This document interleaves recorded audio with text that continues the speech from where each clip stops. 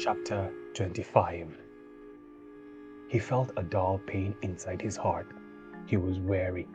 The country was below him again, but it did not have so much power over him as when he had stood there as a child with his father. The sun was up and he could see Kirenyaga, and the sacred grove seemed to be no more than ordinary bush clustering around the fig tree. But there was something strange about the tree. It was still huge, and there was a firmness about it that would forever defy time, that indeed seemed to scorn changing weather. And Waiyaki wondered how many people before him had stood there, where he now was. How many had indeed come to pay homage to this tree, the symbol of a people's faith in a mysterious power ruling the universe and the destinies of men. And now he felt that mystery gradually enveloping him. But for him now the mystery was that of darkness clouding his heart. That was where in his loneliness he struggled with strange forces that seemed to be destroying him. He wondered why he had come here. He wondered what answers he had hoped to find to the unformulated questions in his mind. Even Nyambura had faded from the reality around him and was no longer a consolation. For the reality around him, around his heart, was one despair, because he was aware that he was fighting against forces that he himself did not understand, forces that he had felt in the air all over the country, and he was afraid.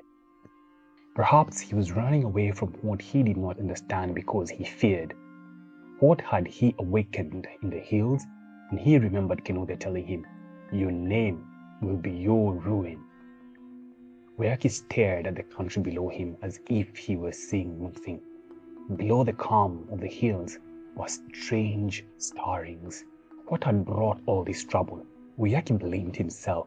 He felt that things had really begun to go wrong from the time of the great meeting, the time when they all declared him the teacher. Since then, the rifts between the various factions had widened, and the attempt by the Kyama to burn people's houses and their threat to Joshua and his followers were all an expression of that widening gulf. Perhaps he should not have resigned from the Kyama. He told himself over and over again, what if he had made his stand clear at that meeting? That was now a lost opportunity, and he had to reckon with the present. Still, he wondered if he had not betrayed the tribe he had meant to unite, the tribe he had wanted to save, the people that he wanted to educate, giving them all the benefits of the white man's coming. For Waiyaki knew that not all the ways of the white man were bad. Even his religion was not essentially bad. Some good, some truth shone through it. But the religion, faith, needed washing, cleaning away all the dirt, leaving only the eternal. And that eternal, that was the truth, had to be reconciled to the traditions of the people. People's traditions could not be swept away overnight. That way lay disintegration. Such a tribe would have no roots, for a people's roots were in their traditions, going back to the past, the very beginning. Ipoyo and Mobi. A religion that took no count of people's way of life, a religion that did not recognize spots of beauty and truths in their way of life, was useless. It would not satisfy. It would not be a living experience, a source of life and vitality. It would only maim a man's soul, making him fanatically cling to whatever promised security. Otherwise, he would be lost. Perhaps that was what was wrong with Joshua. He had clothed himself with a religion decorated and smeared with everything white. He renounced his past and cut himself away from those life-giving traditions of the tribe. And because he had nothing to rest upon, something rich and firm on which to stand and grow, he had to cling with his hands to whatever the missionaries taught him promised future. Waiyaki wondered if he himself fitted anywhere. Did Kabonyi? Which of the two was the Messiah, the man who was to bring hope and salvation to troubled people? But how could a man be a savior when he himself had already lost that contact with the past? Modoni had tried. Hers was a search for salvation for herself. She had the courage to attempt reconciliation with the many forces that wanted to control her. She had realized her need, the need to have a wholesome and beautiful life that enriched you and made you grow. His father too had tried to reconcile the two ways, not in himself, but through his son. Waiyaki was a product of that attempt. Yes, in the quietness of the hill, Waiyaki had realized many things. Circumcision of women was not important as a physical operation. It was what it did inside a person. It could not be stopped overnight. Patience, and above all education, were needed. If the white man's religion made you abandon a custom and then did not give you something else of equal value, you became lost. An attempt at resolution of the conflict would only kill you, as it did Kabonyi. Waiyaki now thought it was time to go. The sacred grove had not lit the way for him. He did not know where he was going or what he really wanted to tell his people. He was still in the dark. He remembered Nyambura and wondered how she was feeling, being in his heart. For a moment, he was gripped by terror and hated himself for having left the earth. What if they had come and taken her by force? What if Joshua had come to report him at the government post? He again wondered if he should run away, and as he descended the hill, he cast his eyes beyond. He had a vision of many possibilities and opportunities there away from the hills. Maybe one day he would go there. Maybe one day he would join forces with the men from Muranga, Kiambu, and Nyeri, and with one voice tell the white man, "Go!" And all at once, Waiyaki realized what the Regis wanted. All at once, he felt more forcefully than he had ever felt before the shame of a people's land being taken away. The shame of being forced to work on those same lands. The humiliation of paying taxes for a government that you knew nothing about. Yes, Kema was right. People wanted action now. The stirring in the hills were an awakening to the shame and humiliation of their condition. Their isolation had been violated, but what action was needed? What had he to do now? How could he organize people in a political organization when they were so torn with strife and disunity? Now he knew what he would preach if he ever got another chance. Education for unity. Unity for political freedom. For a time, this vision made his heart glow with expectation and new hope. He quickened his descent, wishing to come to the people and communicate this new vision. Education, unity, political freedom. And then came the doubt. What if they would ask him to give up Nyambura? What if he did not want to think about it? He would fight for unity, and Nyambura was an integral part of that battle.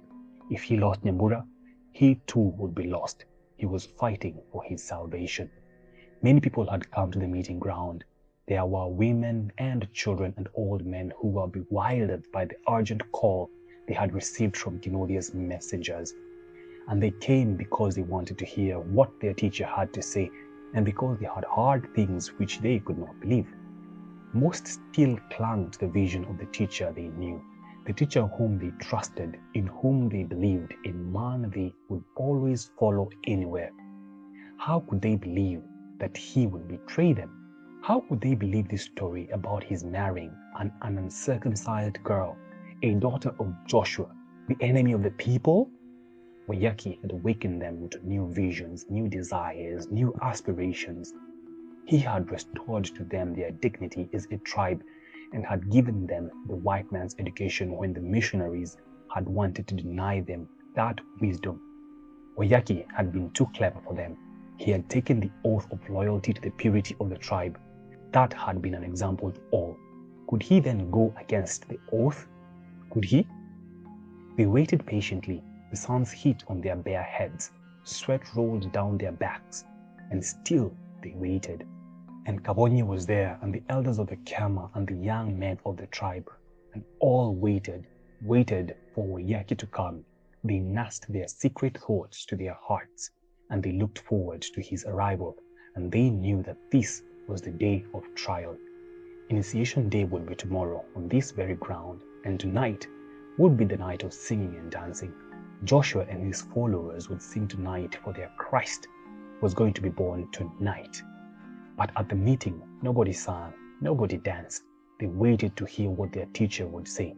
And Kabonyi and some of the elders sat in a group separately and trembled with their secret knowledge. Let the people wait. Kabonyi was determined to win or die. He knew that his victory was the victory of the tribe, that tribe that was now threatened by Waiyaki. And he hated Waiyaki intensely and identified this hatred with the wrath of the tribe against impunity and betrayal. To him, then, this was not a personal struggle. It was a continuation of that struggle that had always existed between Makoyo and Kameno. For leaders from Kameno had failed. They had only betrayed people. The Regis would now rise and cry vengeance. Kabonyi felt himself the instrument of that vengeance. He was the savior for whom the people waited. Not that Kabonyi knew exactly where he would lead the people, for he too was grappling with forces awakened in the people. How could he understand that the people did not want to move backward? The Regis no longer desired their isolation. How could he know that the forces that drove people to yearn for a better day tomorrow, that now gave a new awareness to the people, were like demons sweeping the whole country, as Mogo had said, from a horizon touching the sea to the other horizon touching the water? The sun was going down and people stirred with impatience. Some people, among whom were a group of Joshua's followers, stood on the hill. They had not yet descended. Mariamo was there. She too thought something was going to happen, and she wept for her daughter. And she wept too because she knew she was weak and she could not do anything. And suddenly, the people who stood on the hills or up the slopes saw big yellow flames emanated by the setting sun. The flames seemed near and far, and the trees and the country were caught in the flames, and they feared. Kinovia too feared, and for a time he had a momentary glimpse of Waiyaki and Nyambura caught in those flames. And he cried and blamed himself because he had failed Waiyaki. Nyambura had been stolen from Waiyaki's heart, and he knew that she was in the hands of Kabonyi and the Kiama. How could he communicate this to Waiyaki? How would Waiyaki take it? He decided to let Waiyaki face the crowd and fight the battle, unhampered by his fear for Nyambura.